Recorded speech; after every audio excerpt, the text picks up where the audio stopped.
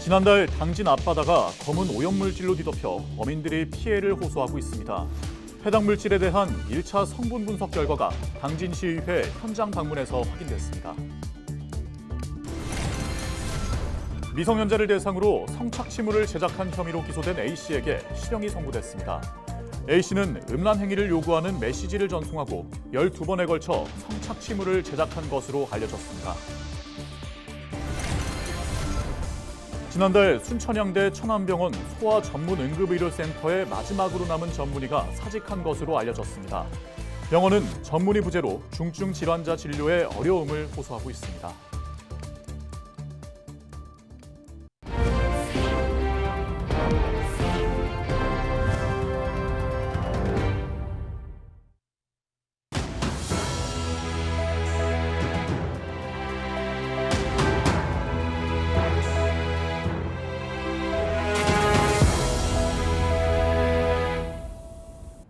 시청자 여러분 안녕하십니까? 헬로티비 충남뉴스입니다. 지난달 당진 앞바다가 검은 물질로 뒤덮이는 일이 있었습니다. 어민들이 피해를 호소하고 있는 가운데 해당 물질에 대한 1차 성분 분석 결과가 나왔는데요. 자세한 내용 한보모 기자가 보도합니다. 바다 위에 검은 띠가 둘러졌습니다. 가까이 다가가 보니 곳곳에 거품이 보이고 바닷물엔 시커먼 무언가가 섞여 있습니다. 당진 외목항과 장구항 인근 해상에서 오염물질이 발견된 건 지난달 14일. 당장 인근 가두리 양식장과 낚시터에서 피해가 발생했습니다. 그날 이후로는 지금 계속 폐사하는 마리수가 계속 늘어서 배가 지나갔는데 배에 달라붙진 않아서 기름은 아닌 것 같더라고요. 폐사한 물고기에 까만 가루들이 붙어 있어서. 장구항 어촌계의 경우 우럭 약 6톤이 폐사해 피해액이 6천만 원에 달한다고 호소하고 있습니다. 어민들은 죽은 물고기를 그대로 냉동창고에 보관하고 있습니다. 폐사한 물고기 대부분은 폐기했지만 일부는 피해 사실 입증을 위해 이렇게 따로 보관해 둔 겁니다. 검은 물질이 발견된 건 이번뿐만이 아닙니다. 당진화령 민간환경감시센터는 이 일대 해상에서 지난 4월부터 보름 간격으로 3차례 오염물질을 발견했다고 밝혔습니다. 어민들은 피해 현장에서 수킬로미터 떨어진 당진화력발전소에서 석탄가루가 흘러나온 것으로 보고 있습니다. 계속 이런 현상이 발생을 했었어요. 그리고 어민들이 보는 입장은 석탄가루가 맞습니다. 이번에 또 상당히 많은 양이 밀려와가면서 어떤 어민들이 피해를 입었어요. 어민 신고로 해경이 수사에 나선 가운데 해당 물질에 대한 1차 성분 분석 결과가 당진시의회 현장 방문에서 확인됐습니다. 바다 위 물질과 당진화령 내 부두 주변에서 채취한 물질의 성분이 유사하다고 나온 겁니다.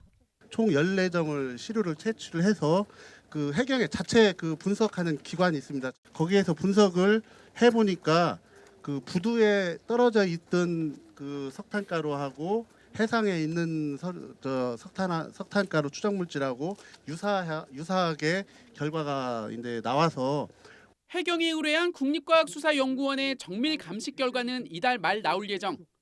당진시의회는 철저한 원인 규명과 함께 재발 방지 대책을 촉구하고 나섰습니다. 가장 중요한 거는 지금 피해가 실질적으로 발생했기 때문에 이 피해 원인 제공자가 누군지 그런 거를 정확하게 시료 분석을 해서 그걸 밝혀야만이 또 앞으로 재발 방지를 할 수 있다고 생각을 합니다. 이번 사안과 관련해 당진화력은 어민들의 어려운 상황에 공감하고 있다며 해경 조사 결과에 따라 대책을 마련하겠다고 밝혔습니다. 헬로티비 뉴스 한보호입니다. 12살 소녀를 대상으로 성착취물을 제작한 혐의로 기소된 20대 A씨에게 실형이 선고됐습니다. 대전지방법원 천안지원은 10일 성착취물 소지 등 혐의로 불구속 기소된 A씨에 대해 징역 3년을 선고하고 법정 구속했습니다. A씨는 지난해 3월 SNS를 통해 알게 된 피해자에게 140차례에 걸쳐 신체 사진 등을 전송받은 혐의를 받고 있습니다. 또한 100번 넘게 음란 행위 등을 요구하는 메시지를 전송하고 12번에 걸쳐 성착취물을 제작한 혐의로 재판에 넘겨졌습니다. A씨는 피해자와 합의해 선처를 구했으며 피해자 또한 A씨에 대한 처벌을 원치 않는다는 의사를 재판부에 전달했습니다. 순천향대 천안병원 소아전문응급의료센터의 마지막 남은 전문의가 지난달 사직했습니다. 순천향대 천안병원은 초창기 센터에서 근무하던 전문의는 모두 7명이었는데 지난해부터 전문의들이 잇따라 병원을 떠났다고 밝혔습니다. 병원은 현재 소아응급센터 전문의 부재로 중증 환자 진료는 어려운 상태라며 외상 환자는 성인 응급실에서 진료하고 있다고 전했습니다.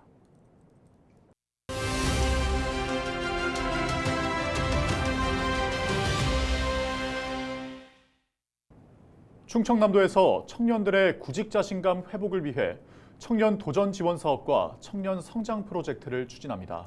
충남 평생교육인재육성진흥원 평생학습팀 양혜성 책임 전화 연결해서 자세한 내용을 들어보겠습니다. 안녕하세요. 먼저 충남도에서 청년들을 위해 추진하는 사업들이 어떤 것들이 있는지 소개 부탁드립니다. 네, 충청남도에서는 2023년 청년도전 지원 사업을 시작으로 2024년 청년성장 프로젝트를 추가로 진행하게 되어 총 31억 1,360만 원을 확보하여 사업을 운영하고 있습니다. 사업에 대한 간략한 설명을 드리면 청년도전 지원 사업은 18세에서 39세의 미취업 청년 및 충남에서 별도로 인정하고 있는 청년들에게 구직에 대한 자신감 회복을 목표로 밀착 상담, 진로 탐색, 취업 역량 강화 등의 맞춤형 프로그램을 운영하고 있고 프로그램을 이수한 청년들에게는 50만 원에서 300만 원까지 수당을 지원해드리고 있습니다. 청년 성장 프로젝트는 15세부터 39세 청년들을 대상으로 미취업 청년 등에 대한 구직단념을 사전에 예방하는 청년 카페 사업을 운영하고 있으며 입사 초기에 어려움을 느끼고 있는 청년들 대상으로 직장 적응을 위한 교육과 기업 관리자 대상 청년 친화 조직 문화를 만들 수 있는 교육을 운영하고 있습니다. 네, 이 같은 청년들을 위한 정책들이 어디서 또 어떻게 운영되고 있습니까? 네, 청년 도전 지원 사업 및 청년 성장 프로젝트 모두 충남의 15개 시군 전체에서 운영되고 있으며 운영 장소는 각 지역의 대학, 평생학습관, 청년센터, 복지재단 등을 중심으로 운영하고 있습니다.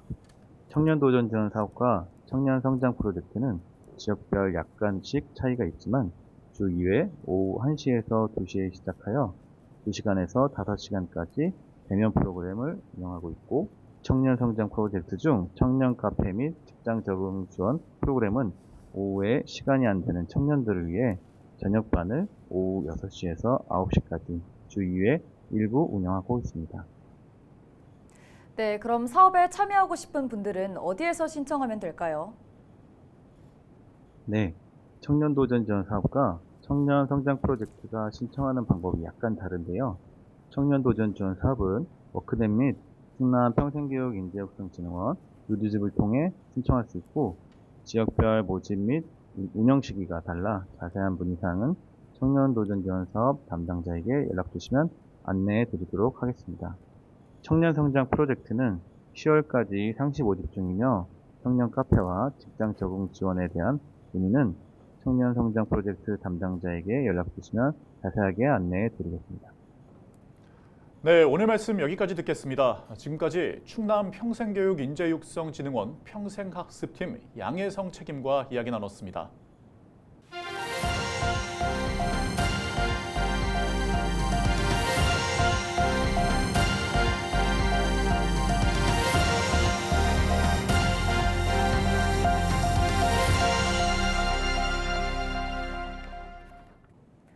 홍성에서 교통사고가 발생해 3명이 숨졌습니다.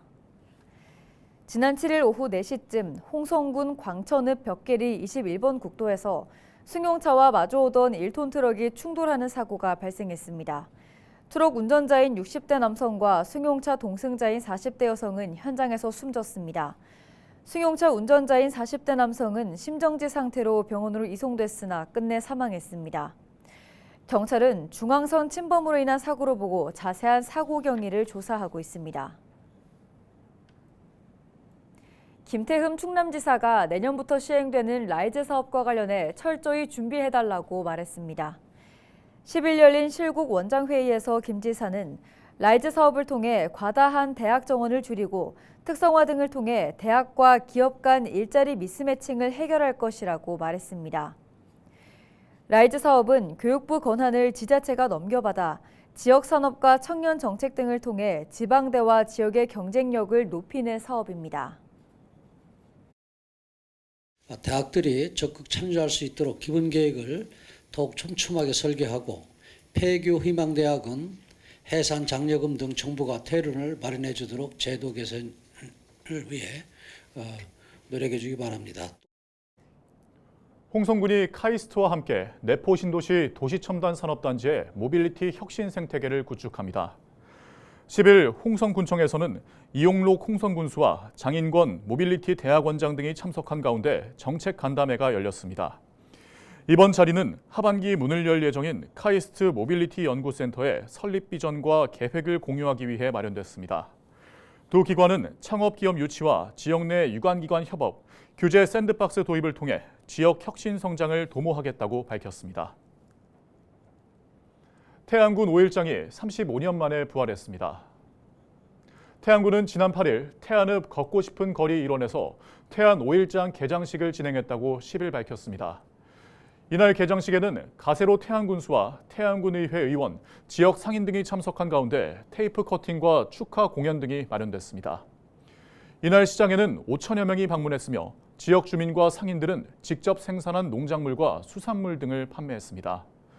태안군은 관내 상인을 60% 이상 우선적으로 배치하고 품목 다양화를 위해 관외 상인도 유입시킬 계획입니다. 서산시가 지곡지구의 경제 자유구역 지정에 나섭니다. 서산시는 오늘 18일까지 주민 의견 수렴을 마무리하고 개발 계획을 확정할 예정입니다. 또 개발 계획이 확정되면 이달 중으로 충남도와 함께 산업통상자원부에 경제 자유구역 지정 신청을 할 계획입니다. 서산시는 지곡지구에 2차 전지 소재와 관련 산업을 유치할 방침입니다. 경제 자유구역으로 지정되면 개발 사업 시행자는 법인세와 소득세, 재산세 등 조세를 감면받게 됩니다. 충남도가 8개 시군 24개 지구를 지적제조사 사업지구로 지정 고시합니다. 대상지는 서산과 태안, 예산 등 24개 지구 약 620만 제곱미터입니다. 충남도는 지적제조사 측량과 경계 획정 등 사업을 추진할 계획입니다. 지적제조사는 일제강점기에 만들어진 종이 지적 공부를 새롭게 등록하면서 토지 실제 이용 현황과 등록 사항을 일치시키는 사업입니다. 당진시의회가 고대면과 당진 3동을 잇는 농어촌 도로 건설을 촉구했습니다. 당진시 의원들은 10일 고대면에서 진행된 현장 방문에서 도로 건설 추진 상황을 살펴보며 당진시의 신속한 개설 필요성을 제기했습니다. 해당 도로는 고대면 용두리와 진관리에서 우두동과 원당동까지 이어지는 왕복 2차로 추진돼 현재 타당성 용역이 진행 중입니다. 퇴근 시간에 현재 고대 운동장까지 쫙 막혀가지고 고대나 성문 지역민들은 당진을 나갈 수가 없습니다. 그래서 이 외곽도로의 필요성이 제기가 됐고 이 외곽도로가 빨리 뚫려야만이 이 30번 국도의 정체가 해소될 거라고 생각을 합니다. 그래서 충남도와 예산군이 염소고기 불법 유통을 막기 위해 합동 단속에 나섭니다. 점검 대상은 염소고기 취급 음식점과 식육 판매업소 등입니다. 주요 점검 내용은 소비기한 경과식품 사용 여부와 원산지 둔갑 행위 등입니다. 예산군은 복날을 앞두고 염소고기 불법 유통 근절과 위생관리 체계 확립을 위해 단속한다고 밝혔습니다. 서산시가 출산가정 산후조리 비용 지원 기준 요건을 완화합니다. 서산시는 이번 달부터 출산가정의 산후조리 비용 지원 거주기간 조건을 기존 1년에서 6개월로 완화했다고 밝혔습니다. 이에 따라 산모나 남편이 출산일 기준 6개월 전부터 서산시에 주민등록을 두고 거주했으면 산후조리 비용을 지원받을 수 있습니다. 지원액은 지역 산후조리원 이용 시 100만 원, 다른 지역 이용 시 40만 원입니다. 자세한 내용은 서산시 건강증진과로 문의하면 됩니다.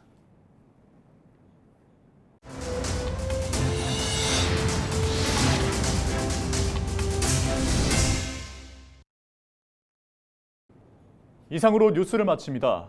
저희는 언제나 지역민 여러분과 함께합니다. 시청해주신 여러분 고맙습니다.